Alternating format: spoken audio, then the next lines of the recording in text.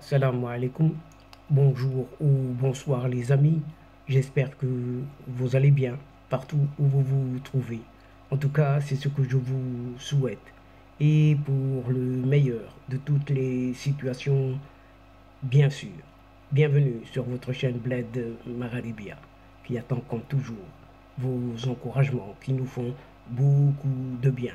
Comme vous le savez, votre chaîne ne traite que de cette actualité nord-africaine, tout en vous remerciant, bien évidemment, pour tous vos compliments, pour vos gentils commentaires, ainsi que pour vos précieux conseils. Mais néanmoins, abonnez-vous pour rester très informés. Faites abonner vos amis, vos proches, vos connaissances, les gens qui sont autour de vous et pourquoi pas les membres de votre famille pour qu'ils soient eux aussi informés des dernières nouvelles de votre chaîne. Et cette séquence vidéo évoque cette fois-ci ce Maroc qui s'apprête à lancer un projet historique dans le gaz naturel. À terme, cette infrastructure gazière moderne et durable, dit-on, sera également l'épine dorsale de la future économie de l'hydrogène. En tout cas, c'est ce qu'a déclaré la ministre marocaine de la transition énergétique et du développement durable. Ainsi, ce même Maroc devient aussi le pays le plus industrialisé d'Afrique. Vous entendez bien, grâce à ses bonnes stratégies économiques, ce Maroc a réussi à occuper les premières places au niveau continental, donc en matière d'industrialisation et d'environnement des affaires, selon une récente étude du CERMF, Centre d'études et de réflexion sur le monde francophone. Le ministère de la Transition énergétique et du développement durable et la IFC, cette société financière internationale, ont signé, pas plus tard que ce lundi dernier à Rabat, un accord pour mettre à jour la feuille de route nationale du gaz naturel et surtout structurer ce qui est appelé les 3 P. 3 P, partenariat public-privé. PPP.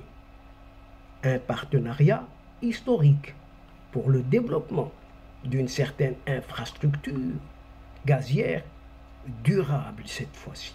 Et ce projet accompagnera le Maroc dans sa transition énergétique vers l'atteinte de son objectif de 52%, pas moins de 52% de sa capacité électrique installée à partir d'énergie renouvelable d'ici 2030, indique-t-on dans un communiqué sans préciser les détails de ce projet. Le ministère souligne qu'avec sa faible teneur en carbone et sa polyvalence, le gaz naturel est un élément essentiel de la stratégie de transition énergétique et de décarbonation du Maroc, car il permettra une plus grande pénétration des énergies renouvelables intermittentes dans le réseau et apportera plus de stabilité et d'efficacité au système électrique national.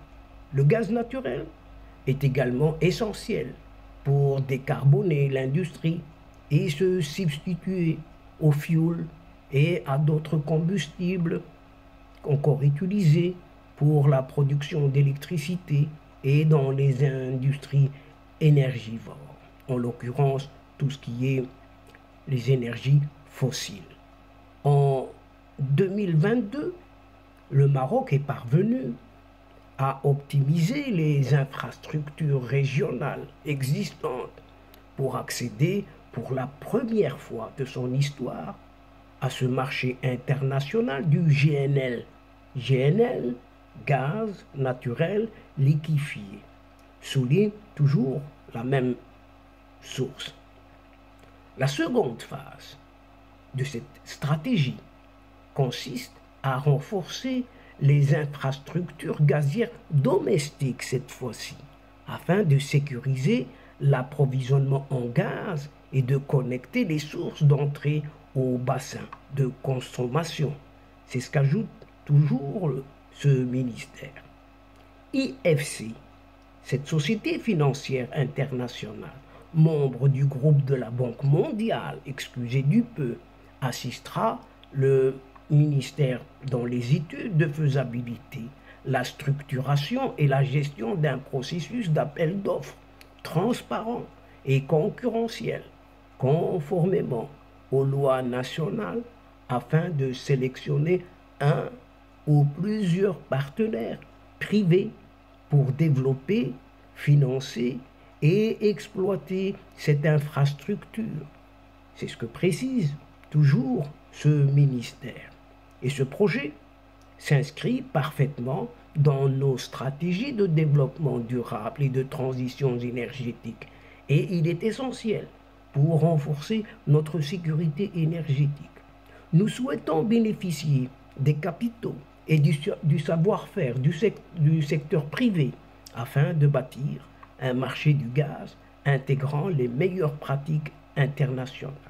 À terme, cette infrastructure gazière moderne et durable sera également l'épine dorsale de la future économie de l'hydrogène. C'est ce qu'a déclaré Leïla Ben Ali, ministre de la Transition énergétique et du développement durable. Le Maroc s'est engagé sur la voie de la neutralité carbone, ce qui nécessite d'augmenter rapidement la part des énergies renouvelables, combinées à d'autres sources d'énergie à faible teneur en carbone et à l'exploitation durable du gaz naturel.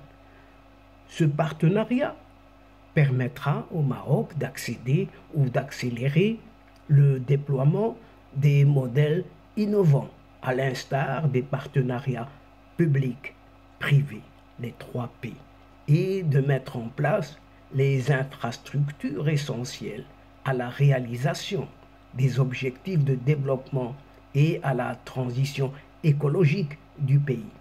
C'est ce qu'a indiqué le vice-président, cette fois-ci d'IFC, Société financière internationale pour l'Afrique, Sergio Pimenta.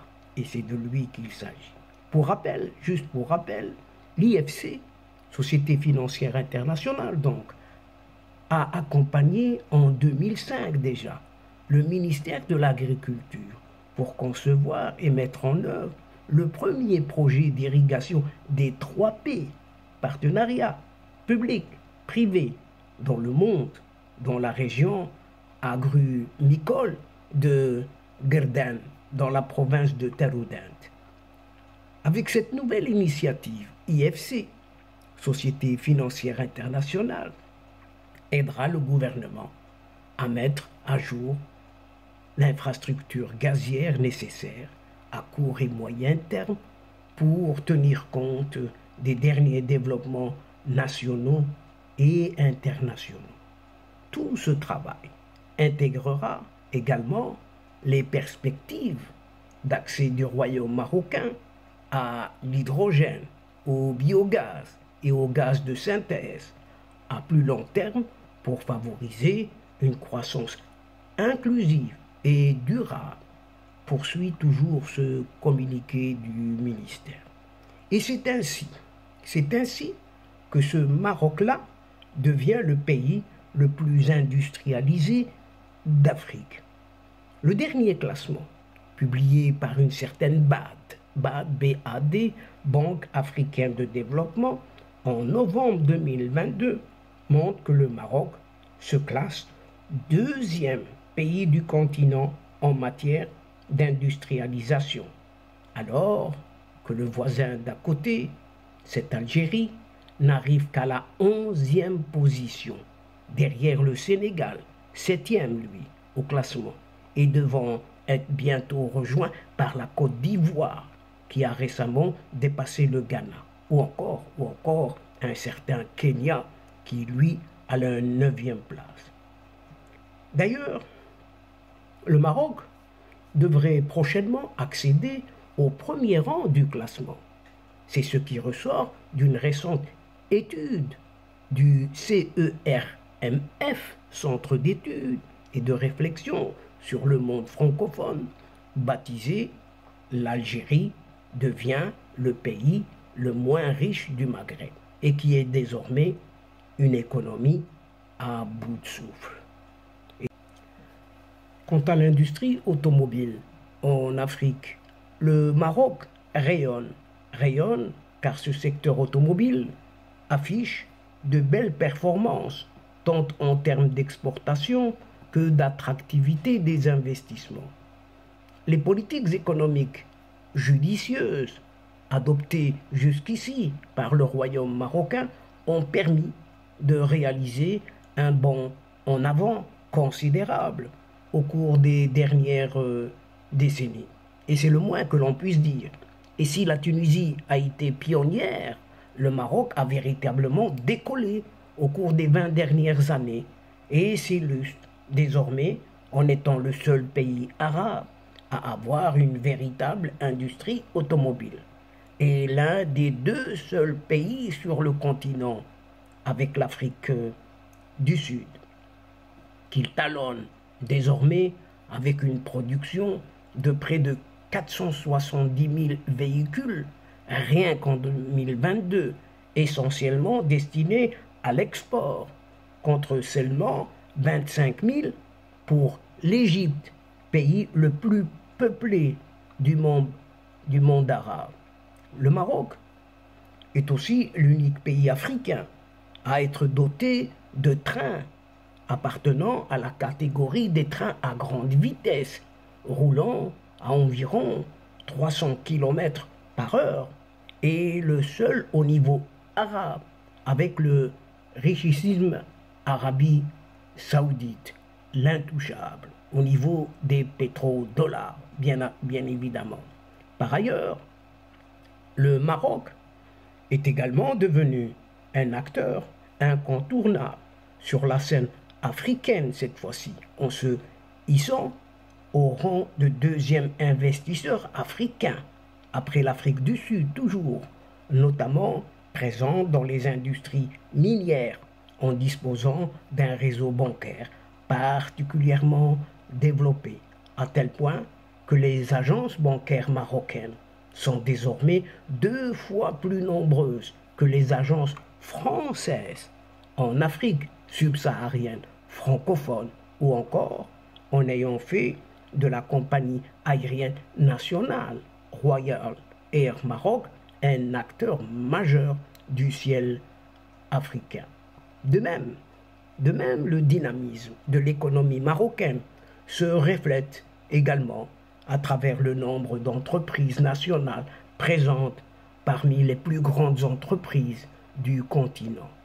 En effet, et selon le dernier classement annuel publié par un certain magazine Jeune Afrique en mars dernier, le Maroc en comptait non moins de 56 parmi les 500 plus grandes entreprises africaines en 2021, contre seulement 12 pour l'Algérie ou encore 46 pour l'Égypte, pays arabo-anglophone d'Afrique du Nord, ayant une population de quelques 2,8 fois plus nombreuse, précise toujours ce CERMF, ce centre d'études et de réflexion sur le monde francophone. Et donc, chers amis, mesdames et messieurs, doucement mais sûrement, nous sommes arrivés à la fin de cette séquence et avant de vous fixer un autre rendez-vous, à une prochaine fois, Inch'Allah, en vous retrouvant avec un immense plaisir. N'oubliez pas de vous abonner, de faire abonner vos proches, vos connaissances, tout simplement, pour recevoir les toutes dernières infos à travers les séquences vidéo de votre chaîne, tout en vous remerciant pour votre participation, votre fidélité, de nous suivre jusqu'au bout. Mais n'oubliez pas de partager partout où vous pouvez le faire, les séquences vidéo de votre chaîne. Votre chaîne a besoin de vous. Et pour ça, soyez-en remerciés du fond du cœur. Quant à moi, le moment est juste arrivé pour vous dire au revoir les amis et à la prochaine fois, Inch'Allah. La asdiqa, salamu alaikum wa rahmatullah wa barakatuh. Ma'a salama.